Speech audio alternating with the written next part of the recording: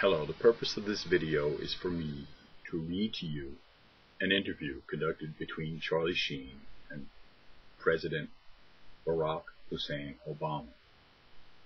Today is September 8th. In 3 days, it'll be September 11th. It'll be 8 years since the terrorist attacks of September 11, 2001 in New York City, Washington, and Pennsylvania. These terrorist attacks there are staggering conflicts of what actually happened, what's been presented to you through the major media and through government studies, and the reality of what took place that day.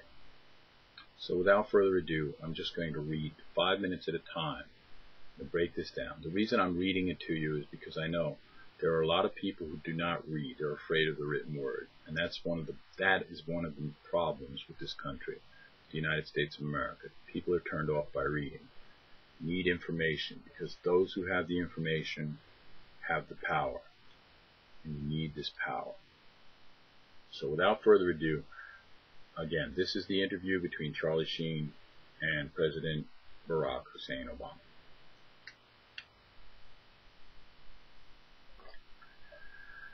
I recently had the pleasure of sitting down with our 44th President of the United States of America, Barack Hussein Obama, while he was out promoting his healthcare reform initiative. I requested 30 minutes given the scope and detail of my inquiry. They said I could have 20 minutes, 1,200 seconds, not a lot of time to question the President about one of the most important events in our nation's history. The following is a transcript of our remarkable discussion. Charlie Sheen. Good afternoon, Mr. President. Thank you so much for taking time out of your demanding schedule. President Barack Obama. My pleasure. The content of your request seemed like something I should carve out a few minutes for. CS. I should point out that I voted for you, as your promises of hope and change, transparency and accountability, as well as putting government back into the hands of the American people, struck an emotional chord in me that I hadn't felt in quite some time, perhaps ever. PBO, President Barack Obama. And I appreciate that, Charlie. Big fan of the show, by the way.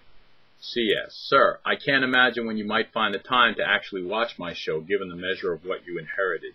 PBO. I have it TiVo'd on Air Force One. Nice break from the traveling press corps. He glances at his watch. Not to be abrupt or to rush you, but you have 19 minutes left.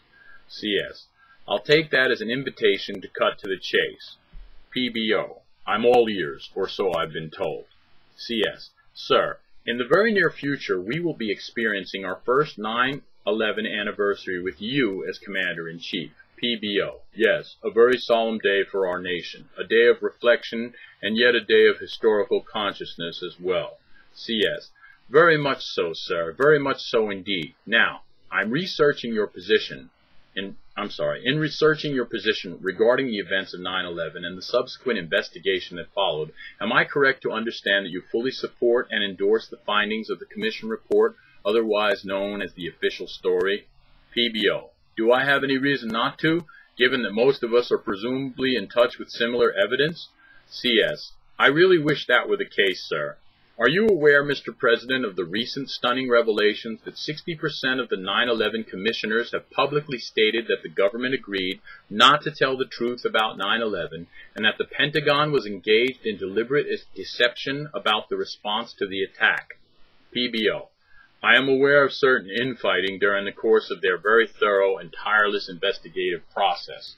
CS. Mr. President, it's hard to label this type of friction as infighting, or make the irresponsible leap to thorough. With the evidence I insist you examine regarding 6 of the 10 members are statements of fact. At this point, one of Obama's senior aides approaches the President and whispers into his ear. Obama glances quickly at his watch and nods as the aide resumes his post at the doorway directly behind me. PBO. No disrespect, Mr. Sheen, but I have to ask, what is it that you seem to be implying with the initial direction of this discussion? CS. I am not implying anything, Mr. President. I am here to present the facts and see what you plan to do with them. PBO. Let me guess. Your facts allegedly supporting these claims are in the folders you brought with you. CS. Good guess, Mr. President. I hand the first folder of documents to the President. CS. Again, sir, these are not my opinions or assumptions. This is all matter of public record, reported through mainstream media, painstakingly fact-checked and verified. The President glances into the folder I handed him. CS. You'll notice, sir, on page 1 of the dossier, dated August of '06 from the Washington Post, the statements of John Farmer, senior counsel to the 911 Commission, his quote stating, "I was shocked how different the truth was from the way it was described." PBO, as he glances down at the report, almost inaudible. CS. He goes on to further state the NORAD air defense tapes told a radically different story from what had been told to us and the public for 2 years. The President continues to view the documents. CS. On pages 2 and 3, sir, are the statements as well from Commission co-chairman Thomas Keene and Lee Hamilton, Commissioners Bob Kerry, Timothy Romer, and John Lehman, as well as the statements of Commissioner Max Cleland, an ex-senator from Georgia who resigned, stating, "It is a national scandal. This investigation is now compromised. One of these days we will have to get the full story because the 9/11 issue is so important to America, but this White House wants to cover it up." He also described President Bush's desire to delay the process as not to damage the '04 re-election bid. They suspected deception to the point where they considered referring the matter to the Justice Department for criminal investigation. Mr. President, this information alone is unequivocally grounds for a new investigation.